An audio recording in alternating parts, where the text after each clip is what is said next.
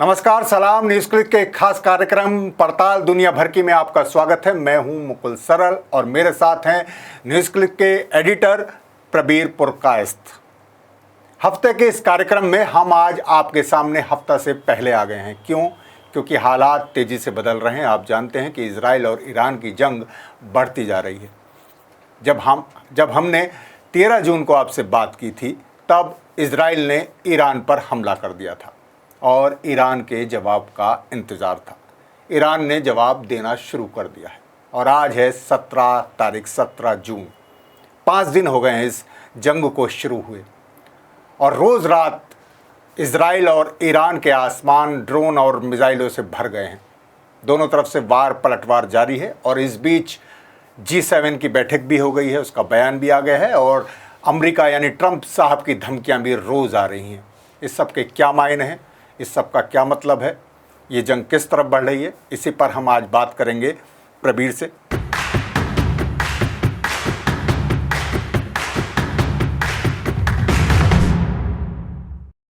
प्रबीर, आपसे अंतर्राष्ट्रीय मसलों पर बात करना इसलिए भी ज़रूरी रहता है क्योंकि हमें कुछ पश्चिमी नज़रिए से अलग भी कुछ जानने को खबरें मिलती हैं। क्योंकि जब युद्ध का माहौल होता है, तमाम तरह की खबरें आती हैं, हम बहुत वेरीफाई भी नहीं कर पाते कौन सी तस्वीर सही है, कौन सी। तमाम खबरें आ रही हैं, दोनों तरफ से दावे प्रति दावे हैं। पहले मैं आपसे जल्दी से पूछूंगा, इन 5 दिनों का राउंड अप, पहले दिन से लेकर 5वें दिन, जब हम 17 जून को बात कर रहे हैं दोपहर को, इन दिनों में क्या कुछ हुआ है रियल में और आज क्या हालात हैं? देखिए, अगर यह समझ था इजराइल का कि इस 5 दिन में ईरान का व्यवस्था जो है जंग के लिए हो, सार्वजनिक जीवन में हो, ये ख़त्म कर देंगे, तो नेतान्याहू का ये अगर सपना था तो ये सफल नहीं है। इजराइल लगातार अपना वेपन्स जो है, मिसाइल्स इजराइल पे भेज रहा है, मार कर रहा है। धमकी दी गई है कि खमेनी की भी हम हत्या कर सकते हैं। नेतान्याहू ने कहा कि इससे जंग शायद ख़त्म हो जाएगा। पर यह भी खबर है कि ये कदम अमेरिका ने कहा है वो न ले। अब इससे क्या होगा नहीं होगा ईरान पे, वो अलग बात है। पर हम जानते हैं किसी नेता को मानने से देश का रेजिस्टेंस ख़त्म नहीं होता। ये कभी ना हुआ है ना होगा। तो इस बात पे ना जाएं। आपने पूछा कहाँ कहाँ पर है, इस पर कोई दो राय नहीं है कि काफ़ी जगहों पे इजराइल ने हमला किया है। और इस पे और एक चीज़ जो सामने आई है कि ड्रोन्स उन्होंने पहले ही गुप्त रूप में भेज रखा था ईरान में, जो उन्होंने जब शुरू हुआ जंग तो उसको एक्टिवेट किया और उससे भी काफ़ी नुकसान ईरान को पहुंचा। ये पहले दिन का पूरा ब्यौरा है। पहले दिन के ब्यौरा जो था उस पे ये आता है। हालांकि ये तो बात की भी है, पर जो तेहरान पे अटैक हुआ है, जो इस्फहान पे अटैक हुआ है और भी कुछ जगहों पे अटैक हुआ है, वो ख़ास तौर से जो मिसाइल्स जहाँ पर इनकी थी, मिसाइल लॉन्चर जहाँ था, उस पर अटैक ड्रोन से उन्होंने किया है। हालांकि हवाई मार जो है मिसाइल्स की, ये उनकी न्यूक्लियर फैसिलिटीज़ पे भी उन्होंने किया है।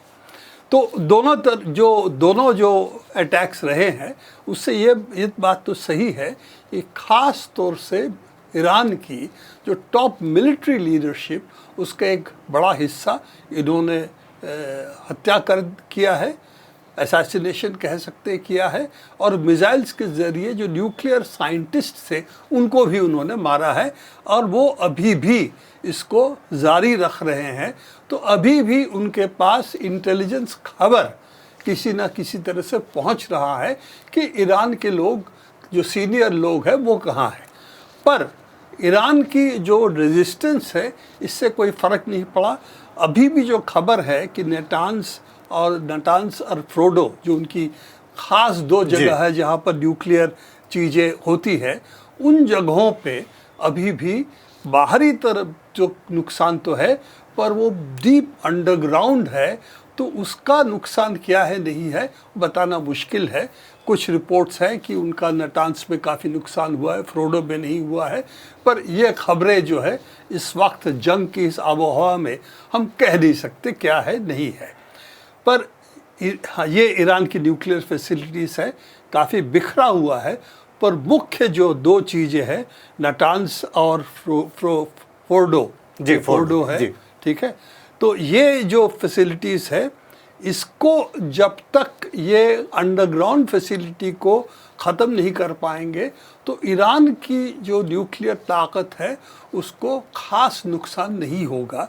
पर उसको अगर करना चाहते हैं, उसको ख़त्म अगर करना चाहते हैं तो उसके लिए उनको चाहिए अमेरिका की बंकर बस्टर बॉम्ब्स, वो जो उसी के उनके लिए पास अपील भी नहीं कर रहे हैं। जी। है। तो ये दो जो है नाटांस और फोर्डो, ये दोनों देखनी पड़ेगी इस पे क्या अटैक है।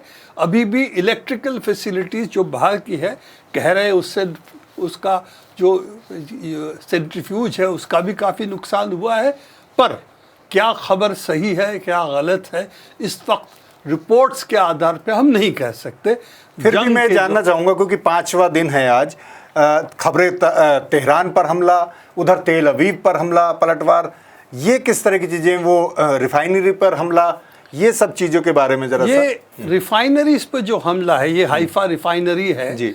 ये सबसे बड़ा ऑयल रिफाइनरी इजराइल में है, स्टोरेज भी इस पर काफ़ी है और उस पर हमला हुआ है। और रिपोर्ट इजराइल की तरफ से, टाइम्स ऑफ इजराइल की रिपोर्ट है कि वो हाइफा रिफाइनरी इस वक्त बंद कर दिया गया है, कुछ दिन के लिए, 1 दिन के लिए, 2 दिन के लिए, कितने दिन के लिए नहीं मालूम, पर इस वक्त बंद कर दिया गया है।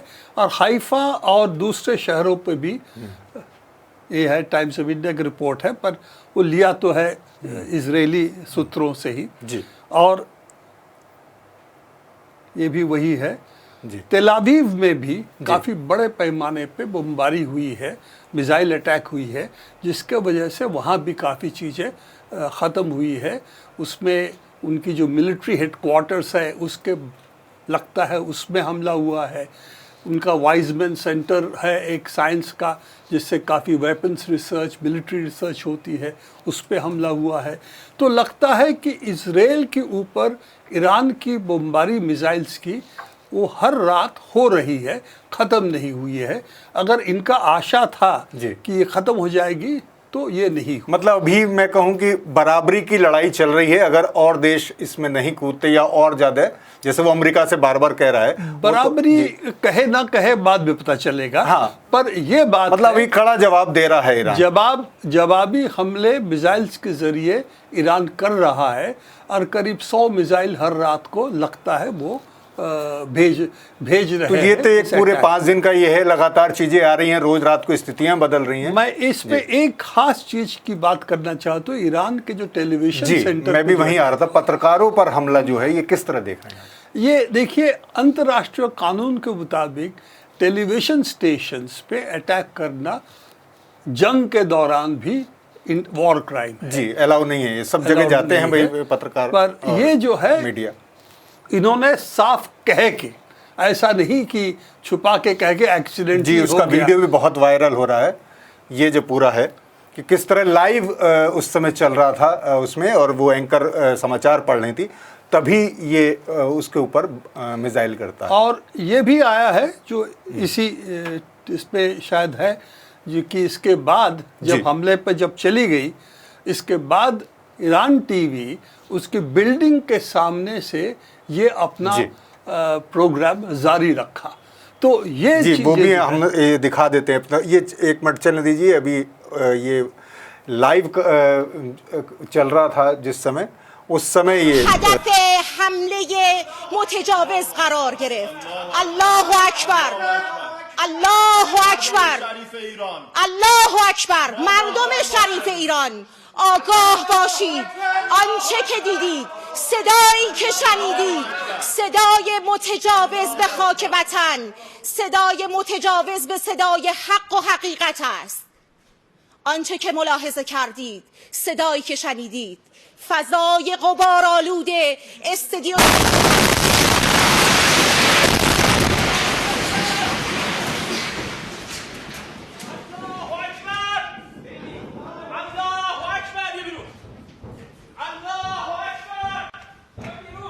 तो आप जो कह रहे थे कि जब वो हमला हो गया, मिसाइल का हमला हो गया, पूरा ये ऑफिस जो उनका है पूरा जो केंद्र है उस पर देखिए आग लगी पड़ी है, लेकिन उसके बाद भी उन्होंने अपनी कवरेज जारी रखी। ये बाहर से कवरेज हुई है जी, बाहर से ट्रांसमिशन हो रही है, पीछे उनका बिल्डिंग जल रहा है। तो इजराइल की हमले के बाद कुछ 2-4 मिनट के बाद ईरान टीवी फिर वापस आ गया था। कैसे किया नहीं किया वो तो उनके ऊपर है, हमें उसकी जानकारी नहीं है, पर टेलीविजन कवरेज चलता रहा इसके बावजूद। तो इजराइल की कोई नैतिकता कहीं है या नहीं है, कोई जवाबदेही? वो गजा में भी ऐसी पत्रकारों को मार रहा है, वो उसने यहाँ भी वो सब कर दिया। देखिए, इजराइल को अगर हम देखना चाहें तो उसको एक रोग नेशन जो कहते हैं ना, वो रोग नेशन की तरफ देखना चाहिए कि जो अंतर्राष्ट्रीय कानून का बाहर ऑपरेट करता है। तो वो तो इजराइल का है, सवाल उनका नहीं है, सवाल तो इनका है ना। जी, मैं उसी पे आ रहा था। G7 की बैठक हुई और मुझे लगता है जो इजराइल को शय मिलती है वो ये सब देश इजराइल के पक्ष में है कि इजराइल को आत्मरक्षा का अधिकार है, ईरान को नहीं है, और उस पर परमाणु बम है, ये वो। तो G7 ने जिस तरह का स्टेटमेंट दिया है और जिस तरह से ट्रंप साहब जो हैं इसके बाद इस पे 1 मिनट देख लेते हैं कि सबके मुताबिक ईरान ही है सोर्स ऑफ इंस्टेबिलिटी जो वेस्ट एशिया को अनस्टेबल कर रहा है।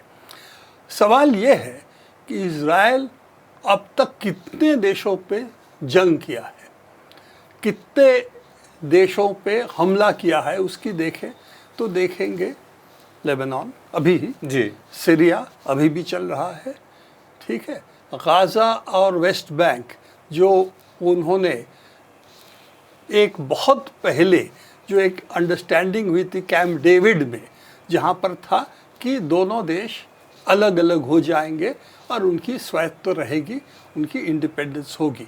आज तक उन्होंने उसको पूरा नहीं किया, जिसको कैंप डेविड अकॉर्ड करते हैं, उसको होते हुए 25 साल से ज़्यादा हो गया है।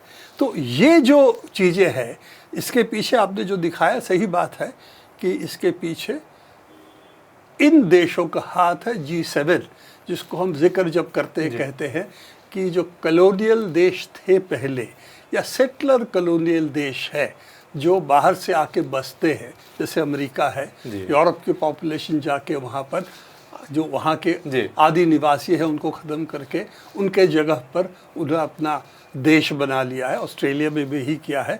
और इजराइल हमारे सामने हुआ है जो अभी भी कहता है कि पैलेस्टीनियंस को हम यहाँ से निष्कासित करेंगे, ये सिर्फ जूश मुल्क होगा।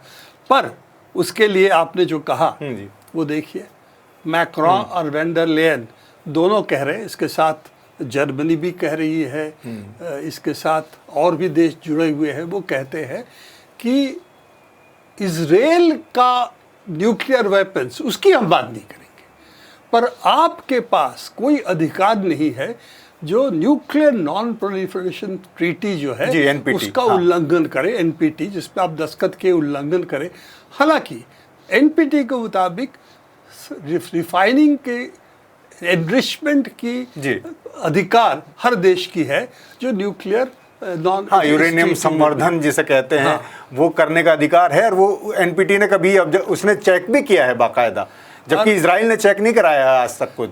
उन्होंने NPT के अंदर कभी आए ही नहीं और उसको वायलेट करके उन्होंने अपना न्यूक्लियर वेपन्स बनाए। पुराना जर्मनी का जो आप बता रहे थे, हाँ, तो ये जर्मनी ने भी कहा है कि ये broader stability of the nation के लिए ये जो है खतरनाक है। ईरान का न्यूक्लियर प्रोग्राम, पर इजराइल का न्यूक्लियर प्रोग्राम किसी के लिए खतरनाक नहीं है। और ये परमाणु जब मैं आपने इसमें इस स्टेटमेंट का जर्मनी का है खास बड़ा इंटरेस्टिंग है। वो कह रहे हैं सऊदी अरेबिया को इंस्टेबिलिटी पहुंचाए। सऊदी अरेबिया नहीं कह रहा है, सऊदी अरेबिया तो कह रहा है इजराइल सब कर रहा है, उसके पास न्यूक्लियर वेपन नहीं होना चाहिए। पर जर्मनी के मुताबिक ये है।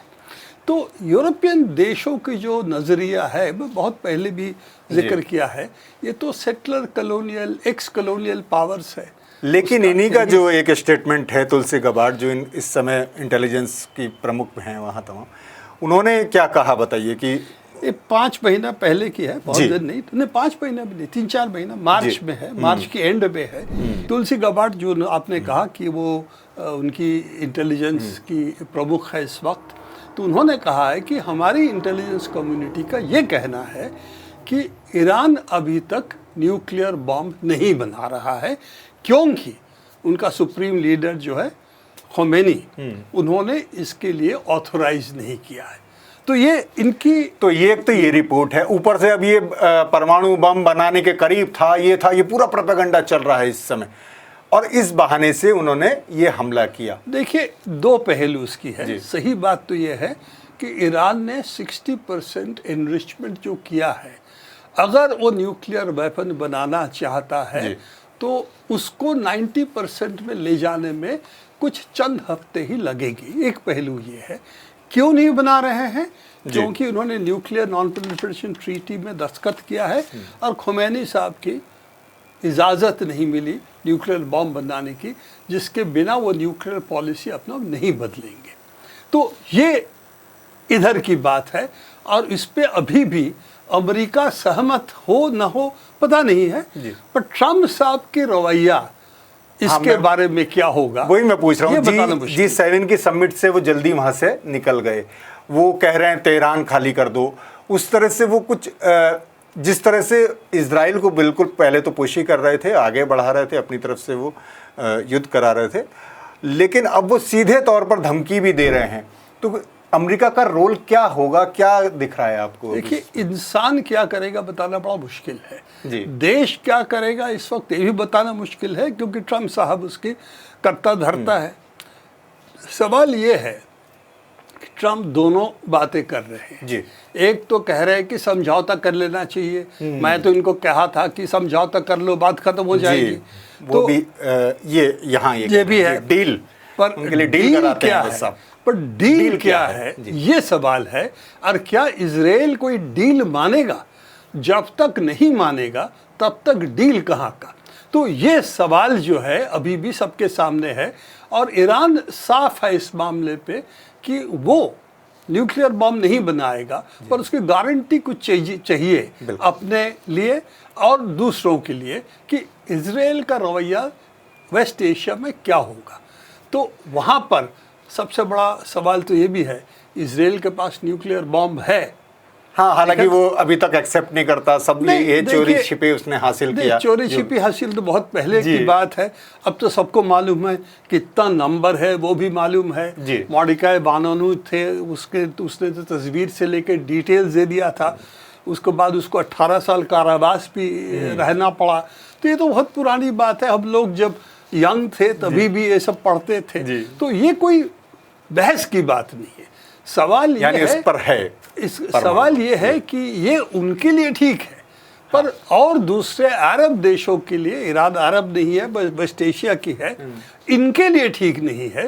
तो ये जो इनका सवाल सब, तो इसी को लेकर अमेरिका ने इतने दिनों से प्रतिबंध भी लगा रखे हैं। और जो डील की बात कर रहे हैं, मैं पूछूं कि डील के लिए तो जा रहे थे, वार्ता होने ही वाली थी अमेरिका के साथ भी, बातचीत जो चल रही थी, उससे पहले ही 2 दिन पहले ही इजराइल हमला कर देता है। 60 दिन का अवधि था। अच्छा। उसके दौरान सेटल नहीं हुआ, फिर होने वाला था, पर ट्रम्प का कहना है 60 दिन के अंदर मैंने कहा था दस्तखत करो, दस्तखत नहीं किया, जबकि पहले ही इसी से खुद बाहर निकले थे। तो सवाल इसका है कि हाँ, समझौता की जो बात है, मूल बिंदु जो है वो अभी भी वही है। न्यूक्लियर एनरिचमेंट, जो फ्यूल एनरिचमेंट है वो बॉम्ब के लिए चाहिए, पर 20% एनरिचमेंट न्यूक्लियर रिएक्टर्स, जो आजकल कहते हैं ना SMRs, small medium reactors, modular reactors की बात होती है, उसके एनरिच्ड फ्यूल 20% होती है। और जो जैसे मेडिकल फैसिलिटीज़ के लिए कुछ रेडियो एक्टिव मटेरियल चाहिए, उसकी भी 20% होती है। हमारी इमेजिंग वगैरह जो होती है, आपको याद होगा, आप जाएंगे किसी वक्त तो इमेजिंग हमारी उम्र में करानी पड़ती है, तो रेडियो एक्टिव डाई टेस्ट करते हैं, तो वो भी उतना परसेंटेज चाहिए। तो इसके लिए ईरान ने कहा है कि न्यूक्लियर नॉन प्रोलिफरेशन ट्रीटी के मुताबिक ये हमारा हक है, तो हम हक नहीं, तो सभी देशों का हक है, हमारे लिए भी तमाम प्रतिबंध लगाए गए जब हमने ये चीज़ें आगे बढ़ाई। 20% जो है ना करने की अधिकार हमारी होनी चाहिए। उन्होंने नहीं कहा 20% अभी, उन्होंने कहा एनरिचमेंट का हक हमारी होनी चाहिए। तो एनरिचमेंट का हक न्यूक्लियर नॉन प्रोलिफरेशन ट्रीटी में है, तो उसका अगर आप नहीं देंगे ईरान को तो वो नहीं मानेगा। ये इस पर बहुत दिन से इस बिंदु पे अटका हुआ है, जो अमेरिका के साथ भी अटका हुआ है, इजराइल के साथ भी अटका हुआ है। अब मैं आपसे पूछूं, जैसे G7 साथ आ गया है, बिल्कुल कह दिया है इजराइल के साथ हैं, ट्रंप साहब रोज़ धमकी दे रहे हैं और अब लग रहा है कि किसी एक्शन की तरफ बढ़ सकते हैं वो। उधर चाइना ने भी बड़ी तल्ख सीधी प्रतिक्रिया दी है। इस सब को ये इक्वेशन कैसी बन रही है? देखिए, दुनिया में जो इक्वेशन हम बात करते हैं उस तरह से कोई सहमति कहीं है नहीं। यूनाइटेड नेशन सिक्योरिटी काउंसिल है, उस पर वीटो पावर्स कुछ देशों को मिला हुआ है, तो वो इस वक्त डेडलॉक्ड है, क्योंकि रशिया इधर से इनकी बात नहीं मानेगा और उधर जो है फ्रांस है, यूके है, अमेरिका है, वो तो कहेंगे कि जो इजराइल कहेगा वही वो कह रहे हैं। तो इसीलिए यूनाइटेड नेशंस एक प्लेटफॉर्म करीब करीब ख़त्म सा है। ऑल्टरनेट प्लेटफॉर्म G7 बनाना चाहता, जिसकी आपने जिक्र किया, जो है मैं कहता हूँ उनको जो सेटलर कलोनियल एक्स कलोनियल देश। सेटलर कलोनियल कौन? जो देश मूल निवासियों को ख़त्म करके जहाँ अपना देश बनाया, अपना कब्जा, अमेरिका और कनाडा वहाँ पर है, और जो है यूरोपियन देश है जो पहले कलोनियल पावर्स थे, जर्मनी भी उस पर शामिल है। तो ये अगर दुनिया को चलाएंगे सोचते हैं एक हिसाब से वाइट कलोनियल पावर्स, ठीक है ना, तो वो चलने वाला नहीं है दुनिया में। ये रूल्स नहीं चलेगा। रूस के ऊपर भी वो रूल्स थोपना चाहते, चीन के ऊपर भी थोपना चाहते, हमारे ऊपर भी थोपना चाहते, वो नहीं चलेगा। अब दुनिया में कोई नया प्रबंध उस हिसाब से हुआ नहीं अभी तक। सिक्योरिटी काउंसिल को अमेरिका मानता नहीं है। वो कहता है सिक्योरिटी काउंसिल कुछ नहीं है। ट्रंप तो कहता है मैं ही तो सर्वे सर्वा हूँ दुनिया का, तो मैं जो बोलूँगा नहीं मानेंगे, तो आपके जो होगा देखी जाएगी। अब ये तो हुआ कि भाई कुछ देश इधर से बोल रहे हैं, कुछ उधर से बोल रहे हैं, और ये जंग अभी चल रही है। इस दौरान वहाँ बहुत भारतीय भी फंसे हैं, अन्य देशों के लोग भी, इजराइल में भी और ईरान में भी। ईरान ने तो छूट दे दी है कि हमारा भाई एयर स्पेस भले ही इस समय जोखिम भरा है, लेकिन जो लैंड बॉर्डर हैं, ज़मीनी, आप उस तरह से आप जा सकते हैं वापस। तो इसको लेकर किस तरह के प्रयास कुछ भारत सरकार की तरफ से अपने लोगों को निकालने के लिए? टू अर्ली कहना क्या होगा नहीं होगा, कैसे निकालेंगे, आसान नहीं है, क्योंकि कुछ भी हो, ईरान का कहीं भी किसी भी बंदरगाह से अगर निकलना चाहे तो वहाँ बमबारी हो सकती है। मतलब हालांकि हमारे लिए चिंता की ये बात है, और इस पर मुझे लगता है सरकार को बहुत ध्यान देना चाहिए, और बिल्कुल दोनों देशों से इस बारे में बात करनी चाहिए। भारतीय भी इजराइल में है जी, इजराइल में वहाँ पर भी ये है कि जब फैसिलिटीज़ जो हैं वहाँ पर सेफ हाउसेस जाने पे, तो वहाँ पर भी एक दोहरापन है। जी, वो आ रही हैं चीज़ें कि वो कह रहे हैं ये केवल हमारे लिए है, ज्यूश के लिए है, ये बंकर जो हैं आप लोग ना आए, तमाम उस तरह की भी रस्साकशी हो रही है। जी, तो सवाल ये है कि एक लिमिट तो है ही हर चीज़ की, और उस पर जाहिर है कि अगर आप, तो बस मैं एक आखिरी सवाल अब गाज़ा को लेकर करूँगा, लेकिन उससे पहले एक इसका एंड करते हुए कि ये जो संघर्ष है, ये जो युद्ध है, और बड़े युद्ध की तरफ बढ़ने की आशंका दिख रही है, जिस तरह से रवैया दिख रहा है अमेरिका और G7 इन सब देशों का। देखिए, अमेरिका अगर इस लड़ाई में नहीं आता है तो इजराइल और ईरान इसको कुछ दिन और चला सकते हैं, पर बहुत लंबा चलाने के दोनों समर्थ नहीं है। तो ये देखना पड़ेगा क्या अमेरिका इस पर क्या भूमिका अदा करेगी। इस पर कोई दो राय नहीं है कि यूके और जर्मनी और फ्रांस पीछे से ताली बजा सकते हैं, पर जंग में आने के लिए उनकी अंदरूनी बहुत प्रॉब्लम्स है इस वक्त। वो आना नहीं चाहेंगे बंदूक इजराइल के कंधे पे रहे, अमेरिका के कंधे पे रहे, हम सिर्फ ज़ुबानी बोलते रहे। इकोनॉमिक स्टेप्स ले सकते हैं। उनका जो दृष्टिकोण, उनका जो अटेंशन है वो रूस पे है, यूक्रेन को लेके। तो उनका निगाह जो है वेस्ट एशिया नहीं है, उनका निगाह यूरोप है, और ख़ास तौर से रूस है। तो इसीलिए मैं नहीं समझता हूँ कोई यूरोपीय देश ज़ुबानी तौर से जो भी बोले और किसी तरीके से मतलब अब सब कुछ दारोमदार अमेरिका पे है, वो किस तरह का रोल निभाता है, ट्रंप साहब क्या कर देते हैं, कब क्या बोल दें और कब क्या करें, ये कहना तय करना बहुत मुश्किल है उस बारे में। ऐसा कोई भविष्य का आईना हमारे आईना पास नहीं नहीं है। है जिससे हम देख के पता कि ट्रंप क्या करेगा। तो एक बस आखिरी सवाल अब गजा की तरफ, क्योंकि ये भी इजराइल से जुड़ा है। इधर तो ये ईरान पे युद्ध थोप दिया है उसने, उधर गजा में भी वो अभी रुका नहीं है। गाजा की जेनोसाइड बरकरार है जी। और ख़ास तौर से गाज़ा के पॉपुलेशन को ये कह के कि खाना रसद अगर चाहिए तो एकदम उसकी साउथ गाज़ा में आना पड़ेगा और वहाँ ही सिर्फ आपको मिलेगा कुछ चीज़ें। वहाँ जब आते हैं लोग खाने के लिए, जो रसद लेने के लिए आते हैं, तो लगातार उन पे अटैक जारी है। अभी भी जी करीब 61 लोग पिछले 1-2 दिन में मारे हैं और ये नरसंहार गाज़ा में चल रहा है। बिल्कुल, कैसी तो तस्वीरें आ रही हैं मार्मिक के। जेनोसाइड जारी है। फूड डिस्ट्रीब्यूशन सेंटर पर भी आप देखिए अटैक। फूड डिस्ट्रीब्यूशन सेंटर में ही तो लोग आ रहे हैं जी। क्योंकि वहाँ कहा जा रहा है यहाँ खाने का सामान यहीं सिर्फ मिलेगा और कहीं नहीं मिलेगा। उसका कंट्रोल यूनाइटेड नेशंस के हाथ में नहीं है इस वक्त, लेके एक ऐसी संगठन के हाथ में है जो कि इजरायली है। जी, इजराइल उसके तय कर रहा है। साथ साथ ये भी खबर है, पब्लिक है, कि ऐसे तत्वों के साथ इजराइल मिला जुला इस वक्त है जो क्रिमिनल एलिमेंट्स है और उसको आगे बढ़ा रहे हैं कि गाज़ा के कंट्रोल ये लोग करेंगे। ये पुरानी खेल है उनकी। तो ये चीज़ें देखते हुए ये गाज़ा का जो क्या कहेंगे दर्दनाक स्थिति ये जारी है। पर यह भी सही है कि ईरान इजराइल की इस लड़ाई अगर चले कुछ दिन, तो अगर इजराइल इससे कमज़ोर होता है तो शायद उनके लिए भी राहत मिलेगी। पर ये बहुत हद तक डिपेंड करेगा यूरोप क्या करेगा, अमेरिका क्या करेगा और हम लोग क्या करेंगे जो अभी भी हम मूक दर्शक बैठ के खड़े हैं। दर्शक ही बने हैं। एक आपने बताया था कुछ कि डेमोग्राफी को लेकर कुछ और आबादी को लेकर, वो आपका क्या कहना था? देखिए, इजराइल का चैलेंज क्या है? अगर वेस्ट बैंक गाज़ा को वो इजराइल का हिस्सा बनाना चाहते हैं तो वहाँ पर यूश पॉपुलेशन जो है 47% है। इसीलिए इनका कहना है इनको यहाँ से निकालना ज़रूरी है।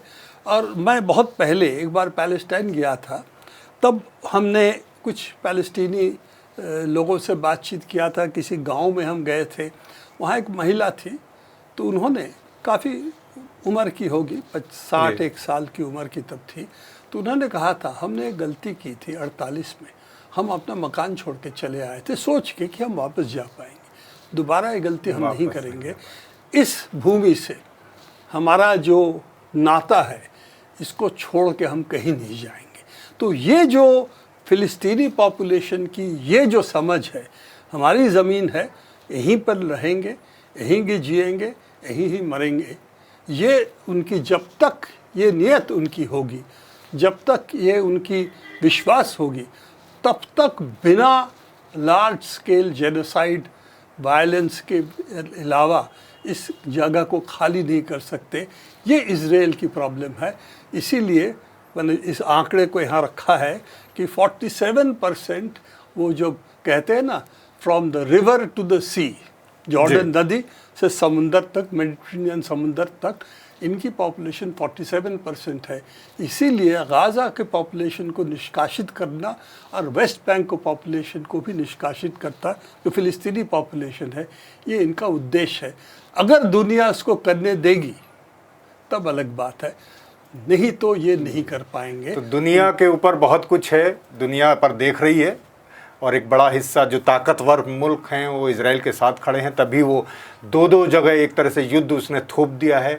गज़ा में नरसंहार जारी है, ईरान पर उसके अटैक जारी हैं, ईरान भी जवाब दे रहा है। अब देखिए कहाँ तक चीज़ें आगे बढ़ती हैं, क्योंकि इस बारे में कुछ भी अभी प्रेडिक्ट करना, कुछ भी कहना बहुत मुश्किल है। मैं इस पे आखिरी बात ये कहना चाहूँगा कि सिर्फ ईरान और इजराइल की दृष्टिकोण से वेस्ट एशिया को ना देखें। वेस्ट एशिया भी उथल पुथल की स्थिति में है, हालांकि साफ इतनी नहीं है। और ये भी है, अमेरिका और यूरोप के जो दबदबा था वेस्ट एशिया पे, ये ख़त्म हो रहा है। वही छटपटाहट भी है सर। चाहे सऊदी अरेबिया हो, चाहे अभी ईरान तो देख ही रहे हैं, चाहे दूसरे मुल्क हो, जहाँ पर ये इज़राइल के साथ रहे हैं, जॉर्डन, इजिप्ट, इनके देशों के अंदर भी चहल पहल है। और मैं नहीं समझता हूँ कि उस तरह से एक कॉलोनियल दबाव दोबारा बना पाएंगे।